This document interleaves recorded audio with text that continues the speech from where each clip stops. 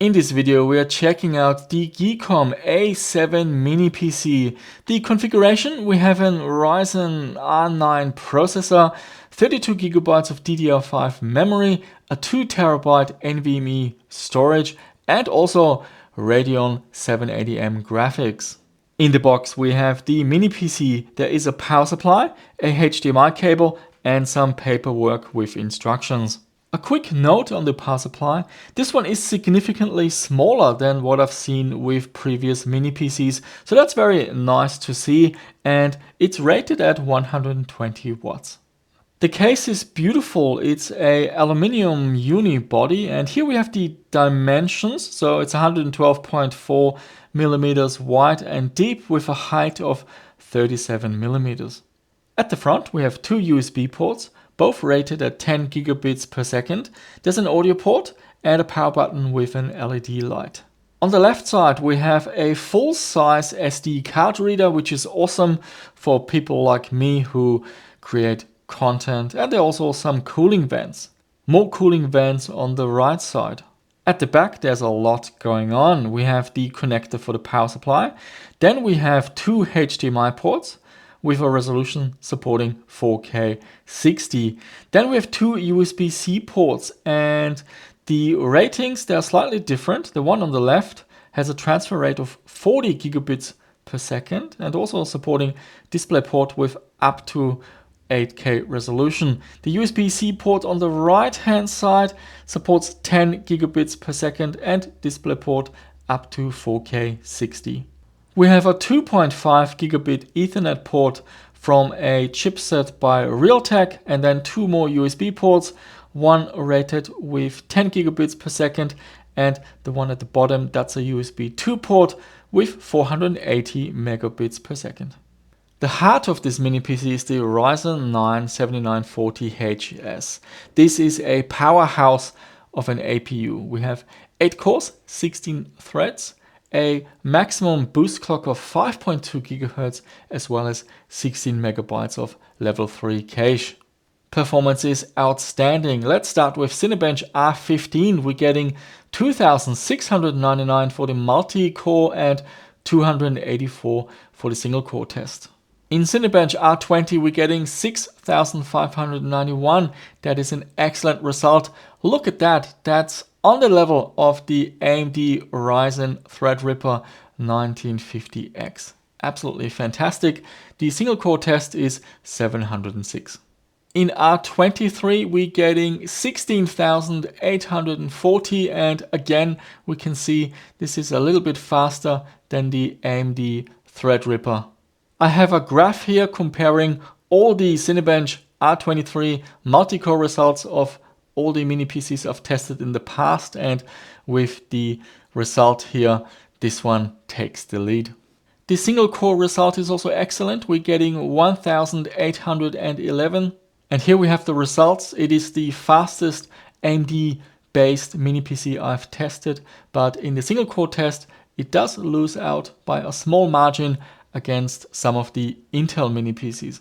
Thanks to the AMD APU, we're also getting very powerful graphics with the AMD Radeon 780M. In this mini PC, the clock speed is up to 2800 MHz.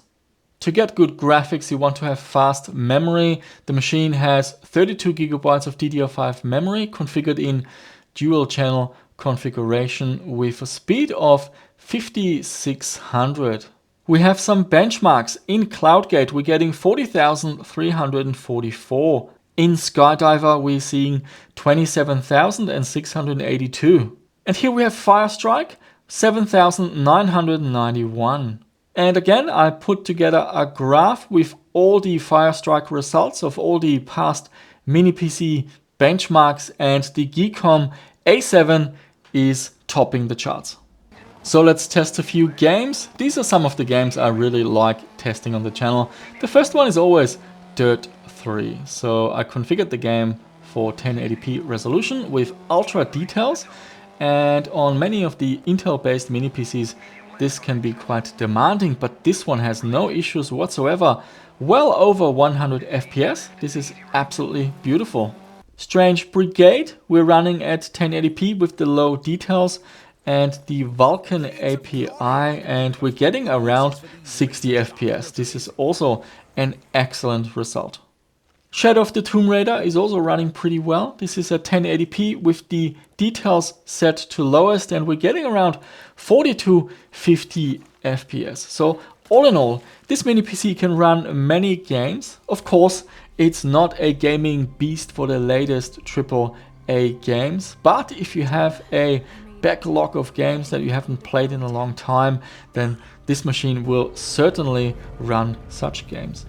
Does it run Crysis? Well, here we go. This is the original release of Crysis running at 1080p with very high details, and it runs so much better than what I've seen on the Intel-based mini PCs.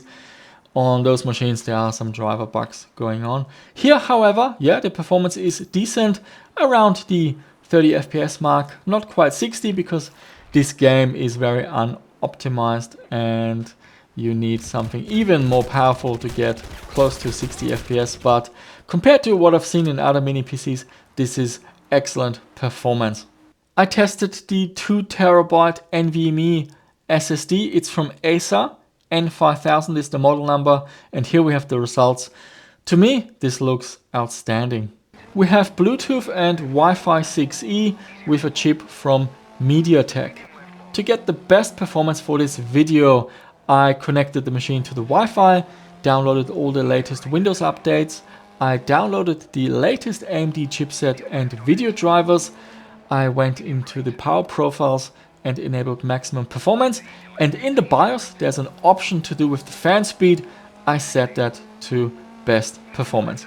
I paid attention to the fan and the noise, and good news, compared to some of the other mini PCs, this one is on the quieter side. All of these performance and features, well, it comes at a price. For the highest configuration in the US, you're looking at $849 US. And in Australia, Geekom now have an Australian store. You're looking at 1,499 Australian dollars. Have a look down below in the video description. We have a few coupon codes for you to get a slight discount. So guys, let's summarize my thoughts on this mini PC. Well, I really like this one. It looks great. The aluminum based unibody casing is beautiful. It is very well built. I like the smaller power supply. It's a small detail, but I really like this aspect. The APU is fantastic. It's AMD's flagship version with excellent CPU and GPU performance. Will you be able to run the latest and greatest AAA games? Probably not, but it will run older games perfectly fine. All these games that you picked up on Steam or other shops and haven't even played yet, this machine is fantastic for this one. And also emulation. It has a really fast processor together with a decent graphics card. It will run PCM, 86box and all sorts of other emulators just fine. We're also getting heaps of ports, fast networking, both wired and wireless, and all in all, this is a well-rounded mini PC at the higher end in terms of performance. So guys, that was my review on the Geekom A7 mini PC. I think it's terrific. The performance you're getting is outstanding and all the features. The price is high. It is a high-end model. There is available a lesser version with a smaller storage device and a slightly weaker processor for a small discount, so do check it out. And yeah, I really like these mini PCs. They pack a punch, and for traveling, digital nomad, that sort of stuff, they are fantastic. Together with a USB 4 capture card and a RetroTink 4K, yeah, it allows me to create videos when I'm out and about. So yeah, this is where my personal interest for these mini PCs also comes into play. And that's it for this one. Thank you so much for watching, and I shall see you soon with another one.